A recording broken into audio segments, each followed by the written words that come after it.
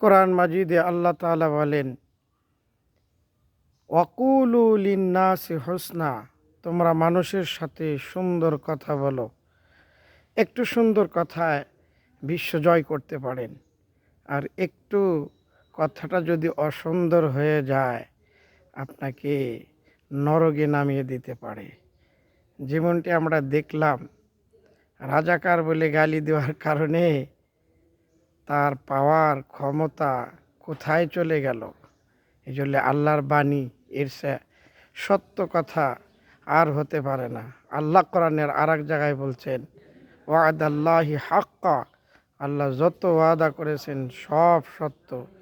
আর আল্লাহর ওয়াদার চেয়ে, আল্লাহর বাণীর চেয়ে সত্য কোনো বাণী এই পৃথিবীতে আর নেই। সুতরাং আল্লাহ বলেছেন, ওয়াকুলু লিন্নাসি হুসনা, তোমরা মানুষের সাথে সুন্দর কথা বলো। আমরা সকল মানুষের সাথেই, জাতি ধর্ম বর্ণ নির্বিশেষে প্রত্যেকটি মানুষের সাথেই সুন্দর কথা, মিষ্টি কথা বলার চেষ্টা করব। আল্লাহ আমাদের তৌফিক দান করুক, আমিন।